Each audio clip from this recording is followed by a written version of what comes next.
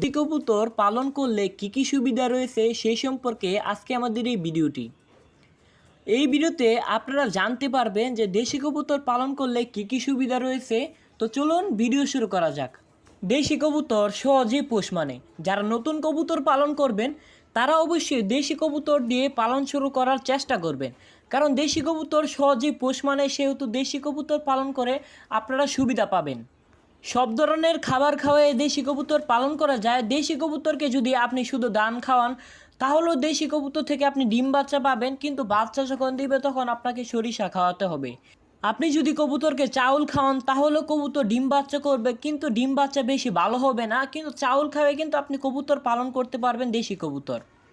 একজোড়া ফেন্সি কবুতর পালন করলে ফেন্সি কবুতরকে অনেক ধরনের পুষ্টিকর খাবার দিতে হয়।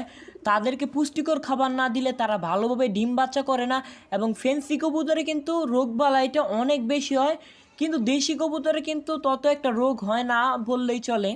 তাই যারা নতুন কবুতর পালন শুরু করবেন সেক্ষেত্রে দেশি কবুতরই ভালো হবে। দেশি কবুতরে কিন্তু সহজে রোগ হয় না। আপনি যখন ফেন্সি কবুতর পালন করবেন তখন ফেন্সি কবুতরকে গ্রিড খাওয়াতে হবে, ডিমের খোসা খাওয়াতে হবে ডিম পাড়ার আগে, যাতে কবুতরের ডিমটা অনেক ভালো হয়।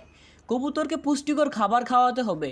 কিন্তু যখন আপনারা দেশি কবুতর পালন করবেন তখন দেশি কবুতর ইটের কণা, গ্রিড, ডিমের খোসা, তারপর পাথর, মাটি তারা নিজেরাই কুড়িয়ে তারপর খাবে, সংগ্রহ করে খাবে। সেক্ষেত্রে দেশি কবুতরের ডিমও খুব ভালো হবে, কবুতরও খুব ভালো থাকবে। দেশি কবুতরের খাবারের মধ্যে তত একটা খরচ হয় না। দেশি কবুতর যখন ছেড়ে পালন করা হয় তখন দেশি কবুতর মাঠে বা বিভিন্ন জায়গা থেকে তারা খাবার সংগ্রহ করে তারপর কিন্তু তারা নিজেরা খায়, এবং বাচ্চা থাকলে তাদের বাচ্চাকে খাওয়ায়। কবুতরের খাবারের খরচটা অনেক কম লাগবে। দেশি কবুতর প্রতি মাসে ডিম বাচ্চা দিয়ে থাকে। যদি দেশি কবুতরকে যত্ন করা হয় বা দেশি কবুতরকে একটু পুষ্টিকর খাবার দেওয়া হয় তাহলে দেশি কবুতর প্রতি মাসে ডিম বাচ্চা করে, এবং খুব ভালো ডিম বাচ্চা করে দেশি কবুতর। তবে দেশি কবুতর পালন করলে অবশ্যই দেশি কবুতর ছেড়ে পালন করতে হবে। দেশি কবুতর কিন্তু আপনারা খাঁচায় পালন করতে পারবেন না। খাঁচায় পালন করলেও দেশি কবুতর থেকে কিন্তু ভালো বেনিফিট পাবেন না, বা দেশি কবুতর কিন্তু ডিম বাচ্চা রেগুলার করবে না। ফেন্সি কবুতর পালন করলে অনেক সময় ফেন্সি কবুতরের ডিম নষ্ট হয়ে যায়, বা ফেন্সি কবুতর অনেক দিন পর পর ডিম বাচ্চা করে, কিন্তু দেশি কবুতর কিন্তু প্রতি মাসে রেগুলার ডিম বাচ্চা করে থাকে।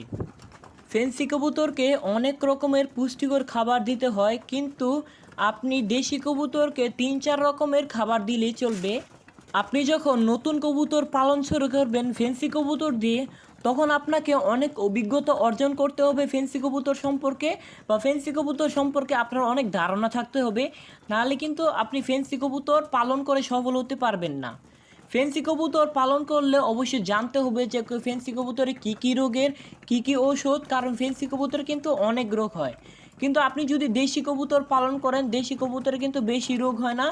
দেশি কবুতরে যে রোগ হয় সেটার মধ্যে রয়েছে ঠান্ডা এবং জীবাণু রোগ। এই দুইটা রোগ কবুতরে সবচেয়ে বেশি হয়ে থাকে দেশি কবুতরের।